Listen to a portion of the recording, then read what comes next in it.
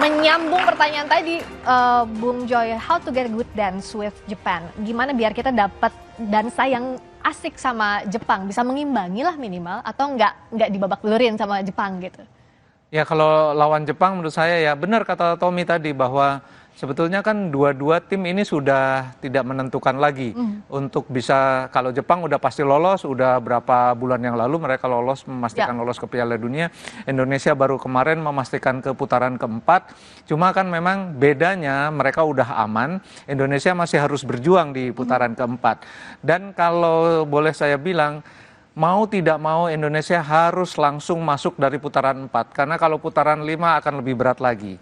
Oleh sebab itu, tugas utama Kluivert ketika menghadapi Jepang adalah betul-betul memastikan timnya sudah 90% atau 80%, 80% sampai 90% firm. Ini adalah tim utama. Dan inilah yang kemudian tactical planningnya itu harus betul-betul matang ketika menghadapi Jepang supaya nanti ke depannya dia, meskipun tadi Pak Erick Thohir bilang akan ada 2 pertandingan friendly melawan Kuwait kalau tidak salah dan lawan Lebanon. Tapi backbone-nya itu harus dibentuk bukan pertandingan melawan Cina tapi pertandingan melawan Jepang. Karena ini adalah salah satu tim terbaik di Asia. Sehingga kemudian hasil apapun itu akan menjadi buku besarnya Indonesia di bawah Patrick Kluivert untuk menghadapi siapapun nanti, mau Oman, Uni Emirat Arab, Palestina, siapapun di putaran keempat. Karena targetnya harus jadi nomor 1 di grup supaya bisa langsung lolos ke dari putaran keempat. Kalau putaran kelima masih banyak lagi PR-nya. Karena lawan-lawannya akan datang dari Amerika Latin, dari Afrika, secara dan ini akan lebih berat. Jauh ya. Karena kan seperti saya bilang, yang kita hadapi di putaran keempat tidak lebih bagus daripada Arab Saudi, daripada Australia, daripada Jepang. Sehingga kemudian sebetulnya peluangnya lebih baik daripada lolos putaran 4 sekarang. Nah inilah harapannya, tapi kalau lawan negara-negara yang didominasi Timur Tengah di putaran keempat nanti, Coach Banur, apa yang masih jadi tantangan kita sih? Ya kalau lawan negara-negara Timur Tengah sebetulnya untuk pemain kita lebih nyaman ya, dibanding kalau kita ketemu ras kuning. Kalau ras kuning itu kan main bolanya speed and power, kecepatan yang diandalkan, high pressure. Tapi kalau lawan-lawan tim-tim Timur Tengah itu pelan tapi pasti, mereka banyak possession tapi beragresif ke depan, itu lebih nyaman main sama mereka itu sebetulnya. Untuk itu kita bisa menang lawan Bahrain, untuk itu kita bisa menang lawan Saudi, karena memang mainnya begitu. Saya menarik Pak Joy tadi bilang lawan Jepang itu bikin apa ya, semacam pematangan tim untuk babak selanjutnya sebenarnya. Itu yang paling penting. Dan kebetulan nih, taruhlah kita uji coba lawan Jepang, tapi yang dilawan Jepang ini gitu loh. Justru di situ yang sangat baik untuk menyiapkan tim ketika lawan Jepang. Coba kalau tadi dibilang Jepang tim Asia terbaik, tidak. Salah satu tim terbaik dunia Jepang salah satunya.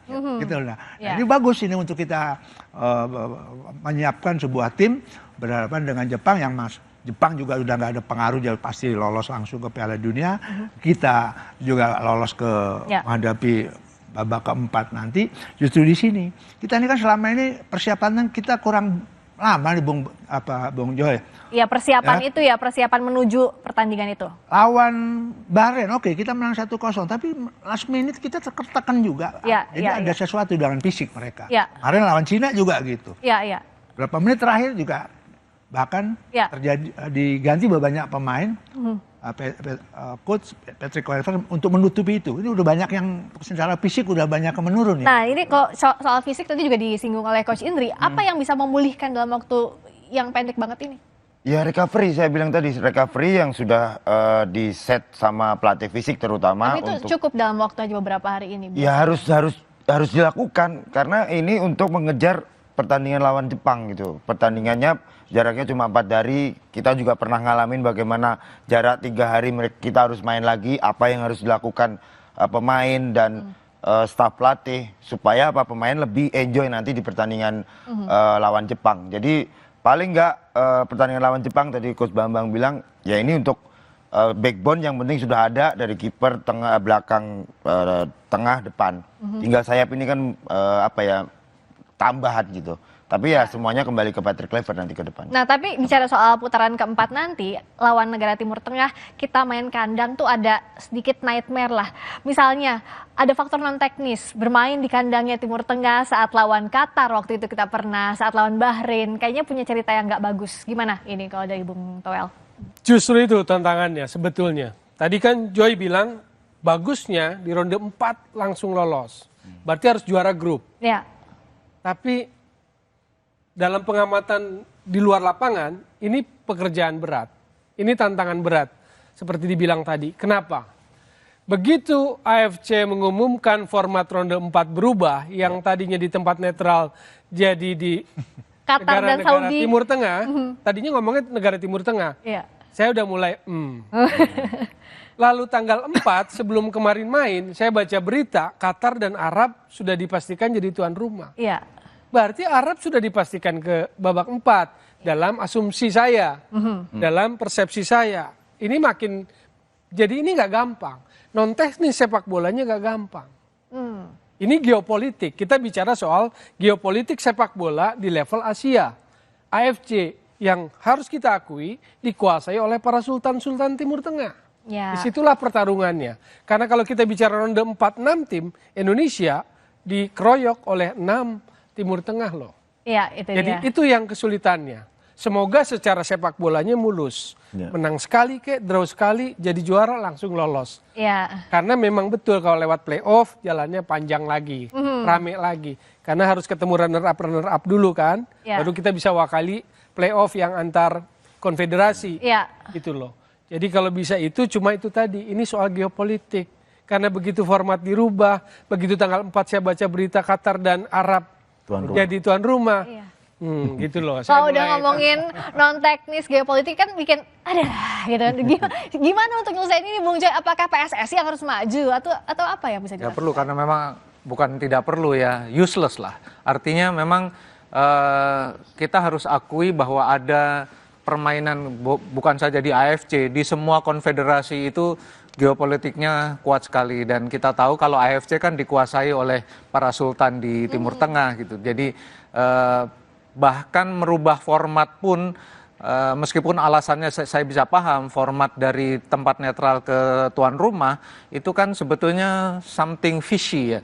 Ada sesuatu yang berbau kurang sedap gitu loh. Tapi kan mereka yang berkuasa. Artinya kita tidak bisa udahlah kita lobby aja, nggak bisa, karena memang pasti udah diputuskan seperti itu, hampir pasti. Yang bisa kita lakukan adalah percaya diri bahwa sekali lagi harus saya katakan, ketika Indonesia masuk grup C itu semuanya kan adalah tim-tim yang ada di pot 1 semuanya. Arab Saudi, Jepang, Australia, Cina bahkan di pot 1, di peringkat 1 di potnya, cuma Bahrain yang bukan. Jadi kalau kita sudah lewati semua peringkat 1 di pot, kenapa kita nggak bisa lewati peringkat 2 dan 3 di pot? Gitu loh. Meskipun ya betul kata Tommy, mainnya di Arab Saudi atau di Qatar, itu sesuatu yang ya saya nggak bisa katakan, tapi pasti berat banget gitu loh. Kan kita tahu kejadian yang di Bahrain. Iya, ya kan? itu yang bikin semua orang masih ingat kejadian di Bahrain. Iya. Meskipun secara rule itu sah, tetapi kan wasit itu menurut saya berlebihan ketika dia memperpanjang edit time-nya. Berlebihan karena tidak ada momen yang betul-betul dia harus katakan, oh ini saya harus tambah lagi gitu loh. Dia melakukan itu sah secara rule, tapi dia berlebihan. Nah, hal-hal di wilayah abu-abu itu kan bisa dimainkan ketika Indonesia harus tanding di Arab Saudi atau tanding di Qatar gitu loh. Jadi ya udahlah, kita frame of preference-nya, ya udah kita berani lawan mereka. Kenapa harus takut? Udah gitu aja. Karena kita jadi bisa nggak lewati usah semua. gentar, nggak usah takut. Tapi singkat soal tadi faktor non teknis, Bung Toel. Jadi apa yang bisa dilakukan? Karena kan ya kalau misalnya Buat kalah kita. karena non teknis, iya. Kalau Buat kita sepak bisa bola kita, buat PSSI, pekerjaan rumahnya, solusi masa depannya, secara organisatoris, secara diplomasi di AFC kita harus kuat. Caranya bagaimana? Taruh orang lagi. Jadi exco AFC. Yang punya reputasi ketokohan kuat, supaya apa? Di sana diplomasinya kuat. Oke, kita punya diplomasi yang kuat gitu ya. Menlu, punya dubes di sana. Kita dorong siapapun yang punya karakter Akses kuat untuk ya. duduk di sana.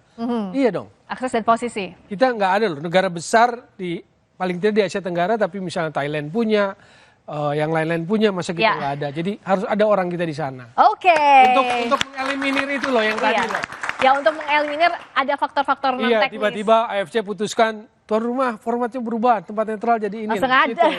Pertarungannya di situ, diplomasi. Ya, oke, kita punya PR diplomasi, tapi bicara soal masa depan, apa sih yang bisa kita push dengan prestasi Indonesia sejauh ini, timnas kita, usai jadi di dua arah?